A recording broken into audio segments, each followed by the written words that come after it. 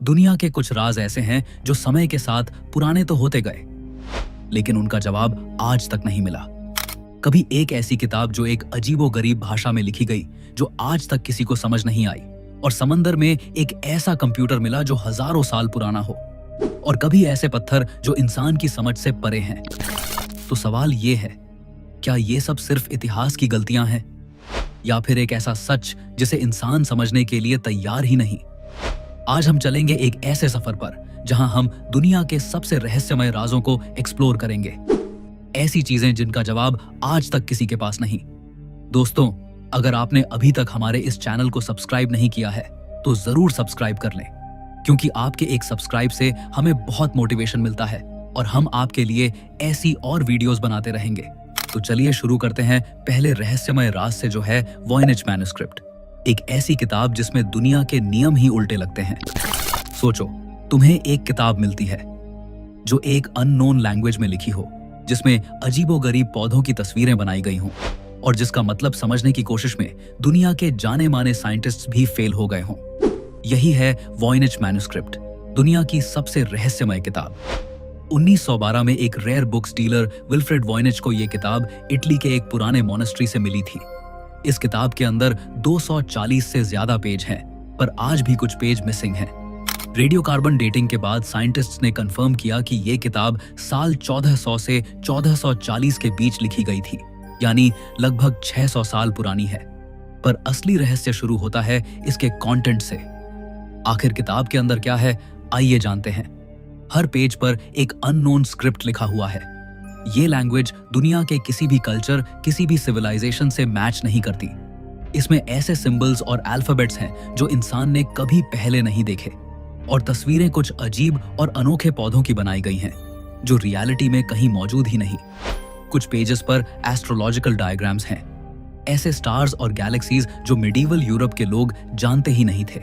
सबसे हैरान करने वाली बात, कुछ इलस्ट्रेशंस में naked women strange green liquid में स्नान करती हुई दिखाई गई हैं, जिनके आसपास ट्यूब और पाइप्स जैसी चीजें बनी हैं, जैसे किसी अननोन टेक्नोलॉजी का स्केच हो। कुछ लोग मानते हैं कि यह किताब एक एलियन सिविलाइजेशन का मैसेज है जो हम समझ नहीं पा रहे, और कुछ लोग मानते हैं शायद ये एक ऐसी एंशिएंट सभ्यता का रिकॉर्ड है जो खत्म हो गई और उसकी लैंग्वेज हमारे लिए हमेशा के लिए खो गई। कुछ हिस्टोरियंस कहते हैं कि शायद ये एक मेडिवल मेडिकल गाइड है जो विमेन्स हेल्थ और हर्बल मेडिसिन पर लिखी गई थी, पर अगर ऐसा होता तो लैंग्वेज डिकोड हो जाती। कुछ एक्सपर्ट्स बोलते हैं कि शायद ये एक फेक मैन्युस्क्रिप्ट है जो मिडीवल जमाने में पैसा बनाने के लिए लिखी गई। पर सवाल उठता है, एक फेक किताब में इतना कॉम्प्लेक्स लैंग्वेज और सिस्टमैटिक सिंबल्स क्यों लिखे जाते? 100 साल से ज्यादा हो गए, पर इस किताब का कोड अब तक ब्रेक नहीं हुआ। आर्टिफिशियल इंटेलिजेंस और मॉडर्न क्रिप्टोग्राफी के बावजूद वॉयनेज मैन्युस्क्रिप्ट एक अनसॉल्व्ड पजल है। और सबसे बड़ी बात, हर पेज देखने पर लगता है जैसे इसमें कोई हिडन नॉलेज है जो इंसान से छुपाया गया हो, जैसे ये किताब किसी और दुनिया की साइंस हो। Number 2, Nazca lines. सोचो, एक ऐसा रेगिस्तान जहां मिट्टी और पत्थर के बीच जमीन पर खींचे गए लकीरों से इतने बड़े बड़े डिजाइन्स बने हैं कि उन्हें सिर्फ आसमान से ही देखा जा सकता है। ये हैं नाज़का लाइंस जो पेरू के नाज़का डेजर्ट में पाए गए हैं। जमीन पर चलने वाले इंसान को ये लाइंस बस रैंडम और अजीब सी खुदाई लगती हैं, लेकिन जब 1930 के आसपास पहली बार एयरप्लेन्स ने नाज़का के रेगिस्तान के ऊपर से उड़ान भरी तो उन्होंने एक हैरतअंगेज खुलासा किया। वहां पूरे डेजर्ट में 300 से ज्यादा जियोमेट्रिकल शेप्स, एनिमल्स और मिस्टीरियस फिगर्स बने हुए थे। सोचो, किसी ने एक इंसान की शक्ल, एक मंकी, एक जायंट हमिंगबर्ड और एक स्पाइडर रेगिस्तान की जमीन पर खींच दिए, और वो भी इतने बड़े स्केल पर कि उन्हें सिर्फ आसमान से ही समझा जा सकता है। ये लाइंस नाज़का सिविलाइजेशन 200 BCEE से 600 CEE के लोगों ने बनाई थी।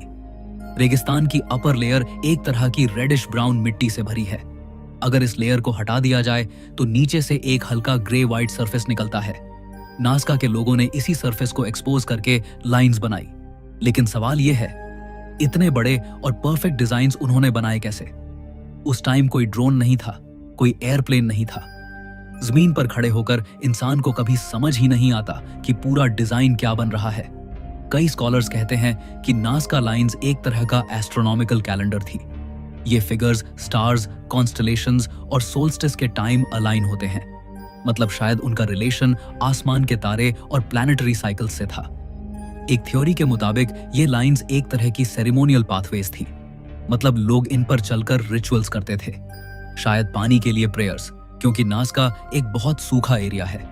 सबसे पॉपुलर और थ्रिल वाली थ्योरी ये है कि ये लाइंस किसी एलियन सिविलाइजेशन के लिए बनाई गई थी, एक तरह के लैंडिंग मार्क्स, जिससे वो आसमान से आइडेंटिफाई कर सके। क्योंकि उस तरह की स्केल और परफेक्शन बनाना इंसान के लिए उस टाइम ऑलमोस्ट इम्पॉसिबल लगता था। कुछ एक्सपर्ट्स कहते हैं कि ये एक तरह का अंडरग्राउंड वाटर मैप था। नाज़का के लोग शायद दिखाना चाहते थे कि कौन से एरियाज के नीचे पानी अवेलेबल है। नाज़का लाइंस आज भी वैसे ही सेफ हैं जैसे 2000 साल पहले बनाए गए थे। रेगिस्तान का ड्राई क्लाइमेट और विंड्स की कमी की वजह से ये लकीरें कभी मिटती नहीं। यूनेस्को ने इन्हें वर्ल्ड हेरिटेज साइट डिक्लेयर किया, लेकिन मिस्ट्री अब तक वही की वही है। क्या ये डिवाइन प्रेयर्स थी, एक कैलेंडर था, या फिर एलियंस के लिए मैसेज? सोचो, एक पूरा सिविलाइजेशन ऐसे डिजाइन्स बनाता है जो खुद जमीन से कभी देख ही नहीं सकता। मतलब उन्होंने ये किसके लिए बनाया था? Number 3, pyramids of Giza. सोचो, एक ऐसा स्थान जो हजारों सालों से दुनिया के सबसे बड़े राज अपने अंदर छुपाए बैठा है। गीजा के पिरामिड्स। ये पिरामिड्स सिर्फ एक मकबरा या आर्किटेक्चर का कमाल नहीं है, बल्कि एक अनसॉल्व्ड मिस्ट्री का समुद्र है। सबसे ज्यादा डिस्कशन होती है ग्रेट पिरामिड ऑफ खुफू के अंदर छुपे हुए सीक्रेट चैम्बर्स के बारे में। जब इस पिरामिड का कंस्ट्रक्शन हुआ था लगभग 4500 साल पहले, तब उसे इतनी एक्यूरेसी के साथ बनाया गया था कि आज के मॉडर्न इंजीनियर्स भी हैरान हो जाते हैं।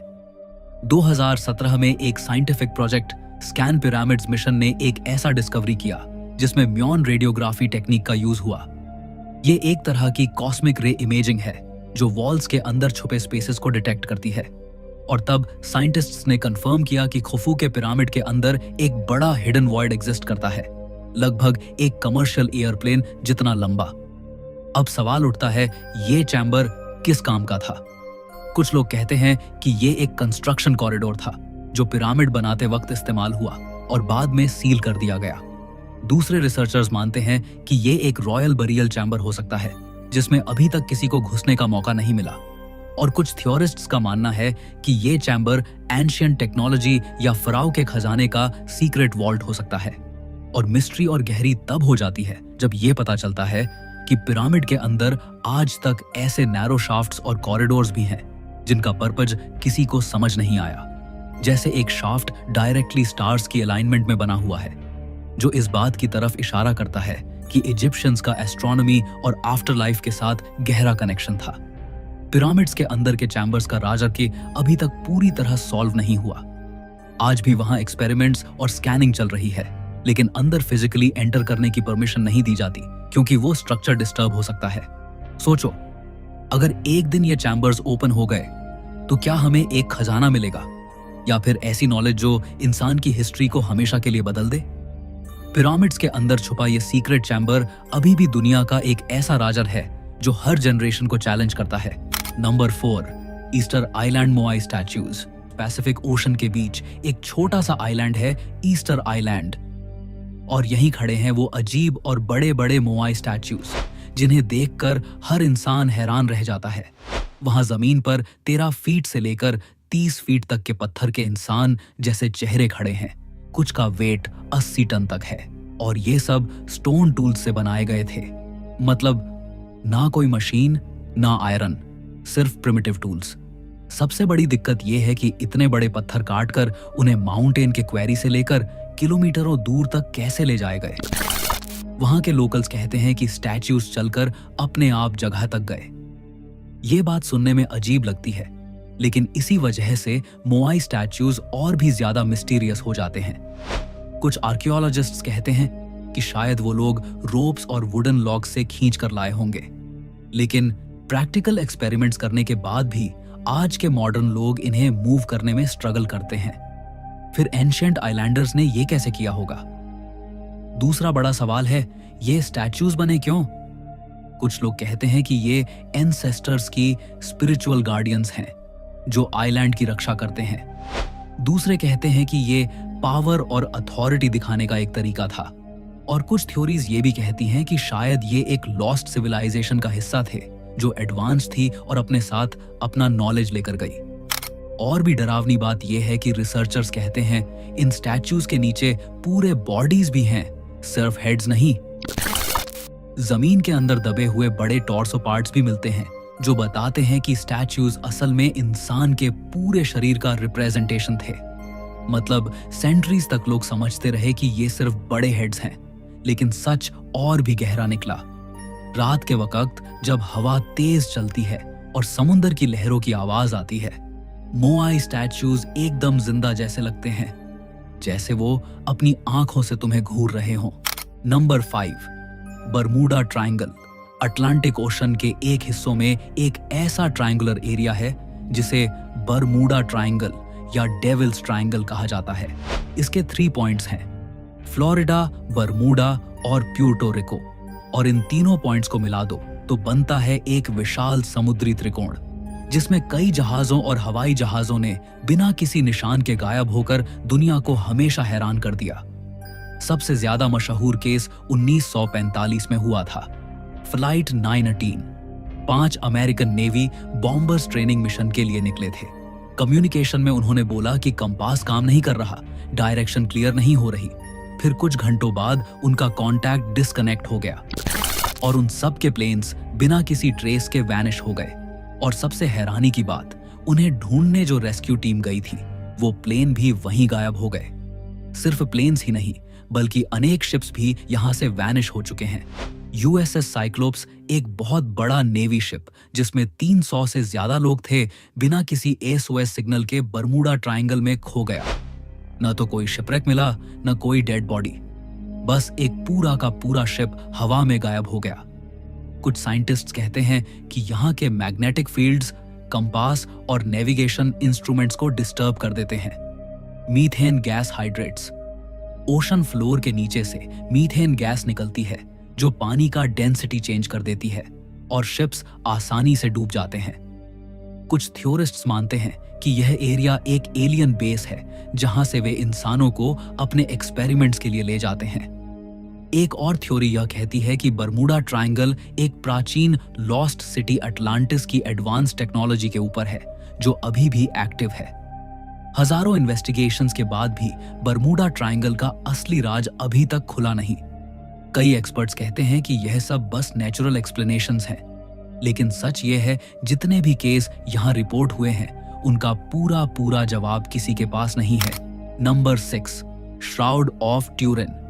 दोस्तों, अब चलते हैं एक ऐसे राज की तरफ जो धर्म, साइंस और हिस्ट्री तीनों को हमेशा से कंफ्यूज करता आया है। ये राज है श्राउड ऑफ ट्यूरिन, एक पुराना कपड़ा जो दुनिया भर में सबसे ज्यादा डिबेट और रिसर्च का सब्जेक्ट बना हुआ है। सोचो, एक ऐसा कपड़ा जो इतना पुराना है कि उस पर एक आदमी की पूरी बॉडी का फेंट सा इमेज दिखाई देता है। ये कपड़ा इटली के ट्यूरिन शहर में रखा गया है और इसी वजह से इसे श्राउड ऑफ ट्यूरिन कहा जाता है। बहुत से लोग मानते हैं कि ये वही कपड़ा है जिसमें जीसस क्राइस्ट को उनकी डेथ के बाद लपेटा गया था। इस श्राउड पर एक लंबे दाढ़ी वाले आदमी की पूरी बॉडी की आउटलाइन नजर आती है, जैसे किसी ने फोटो खींचकर कपड़े पर छाप दी हो। उस इमेज में आदमी के चेहरे, हाथ, पैर और पीठ तक के निशान दिखते हैं। और सबसे हैरत की बात यह है कि उस आदमी के शरीर पर वही वुंड्स हैं जो बाइबल में जीसस के क्रूसिफिक्शन के वक्त बताए गए हैं। हाथों और पैरों पर कीलों के छेद, पीठ पर मार के निशान और सिर पर कांटों का ताज। साइंस ने इसको समझने की बहुत कोशिश की है। 1988 में कुछ साइंटिस्ट्स ने कार्बन डेटिंग टेस्ट किया और बोला कि श्राउड सिर्फ 700 साल पुराना है, मतलब जीसस के टाइम का नहीं हो सकता। लेकिन बाद में और रिसर्चर्स ने कहा कि श्राउड पर पॉल्यूशन, एग और रिपेयर्स की वजह से कार्बन डेटिंग सही रिजल्ट नहीं दे पाई। कुछ एक्सपर्ट्स तो कहते हैं कि कपड़े की फाइबर में एक ऐसी लाइट रेडिएशन हुई थी जो नॉर्मल दुनिया में पॉसिबल ही नहीं, जैसे एक सुपरनैचुरल फ्लैश ने इमेज को कपड़े पर प्रिंट कर दिया हो। आज तक कोई कंफर्म नहीं कर पाया कि श्राउड ऑफ ट्यूरिन असली है या एक मीडिवल जमाने का बनाया गया फेक रेलिक। लेकिन जब भी इसे देखा जाता है, लोग एक अजीब सी स्पिरिचुअलिटी और मिस्ट्री महसूस करते हैं। ये एक ऐसी चीज है जो साइंस और फेथ के बीच की एक बड़ी पजल बनी हुई है। दोस्तों जरा सोचिए, क्या ये सच में जीसस का श्राउड है जो उनके रेजरेक्शन का सबूत देता है, या फिर सिर्फ एक केयरफुली क्राफ्टेड इल्यूजन है जो ह्यूमन हिस्ट्री का सबसे बड़ा रिलीजियस मिस्ट्री बन गया? Number 7, Antikythera mechanism. समुद्र के गहरे पानियों में एक जहाज का कला टूटा पड़ा है। वहां से एक ऐसा पुराना जंग लगा हुआ लोहे का टुकड़ा निकला जो पहले तो एक खराब धातु का टुकड़ा लगता था, लेकिन जब साइंटिस्ट्स ने उसे ध्यान से देखा तो उनकी सांसें रुक गईं। ये कोई आम धातु का टुकड़ा नहीं था, ये था एंटिकेथेरा मैकेनिज्म, एक ऐसा यंत्र जो अपने समय से हजारों साल आगे था। 1901 में ग्रीक डाइवर्स एक शिपरेक एक्सप्लोर कर रहे थे जो एंटिकेथेरा आइलैंड के पास डूब चुका था। वहां उन्हें गोल्ड, स्टैच्यूज और ऑर्नामेंट्स मिले, लेकिन सबसे बड़ी डिस्कवरी थी एक रस्टेड गियर मशीन। पहले आर्कियोलॉजिस्ट्स को लगा ये बस एक टूटा हुआ एस्ट्रोलॉजिकल इंस्ट्रूमेंट है, लेकिन जैसे जैसे रिसर्च हुई पता चला कि ये तो एक इनक्रेडिबल मशीन है जो 2000 साल पुरानी है। इसमें छोटे छोटे गियर्स, व्हील्स और डायल्स लगे हुए थे, बिल्कुल एक मॉडर्न क्लॉक की तरह। रिसर्च के बाद पता चला कि ये मैकेनिज्म सूरज, चांद और ग्रहों की गति कैलकुलेट कर सकता था, ग्रहण प्रिडिक्ट कर सकता था, यहां तक कि ओलंपिक गेम्स की डेट्स भी बताता था। सोचो, 2000 साल पहले एक मशीन जो आज के कंप्यूटर जैसा काम करती थी, कैसे बनाया होगा? ये सबसे बड़ी मिस्ट्री है। उस दौर 100 BCE में ऐसी टेक्नोलॉजी होने का कोई रिकॉर्ड नहीं है। मेटल गियर्स का इतना एडवांस डिजाइन बनाने के लिए प्रीसाइज टूल्स चाहिए होते हैं जो तब के लोगों के पास थे ही नहीं। कुछ एक्सपर्ट्स कहते हैं कि शायद लॉस्ट एंशिएंट सिविलाइजेशन या किसी अननोन जीनियस ने यह बनाया होगा। एक्सरे इमेजिंग और 3D स्कैन्स के बाद साइंटिस्ट्स ने कंफर्म किया है कि मैकेनिज्म में 37 गियर्स थे। ये एक तरह का एनालॉग कंप्यूटर था जो स्पेस और टाइम को कैलकुलेट करता था। लेकिन एक सवाल अभी भी जिंदा है, अगर 2000 साल पहले ये टेक्नोलॉजी एग्जिस्ट करती थी तो बाकी दुनिया को उसके बारे में कुछ पता क्यों नहीं चला? और फिर वो नॉलेज अचानक गायब कैसे हो गई? कुछ लोग मानते हैं कि एंटिकेथेरा मैकेनिज्म प्रूफ है कि एंशिएंट एलियंस ने ह्यूमंस को टेक्नोलॉजी दी थी। दूसरे कहते हैं कि ये अटलांटिस जैसी खोई हुई सिविलाइजेशन की एक छोड़ी हुई निशानी है। जो भी सच हो, एक बात तय है, एंटिकेथेरा मैकेनिज्म हमेशा एक ऐसी पहेली बनी रहेगी जो हमें बताती है कि हमारी हिस्ट्री उतनी सिंपल नहीं है जितनी हमें सिखाई गई है। दोस्तों, मिलते हैं अगली वीडियो में एक और रहस्यमय राज के साथ। आपने अभी तक हमारे इस चैनल को सब्सक्राइब नहीं किया है तो जरूर सब्सक्राइब कर लें।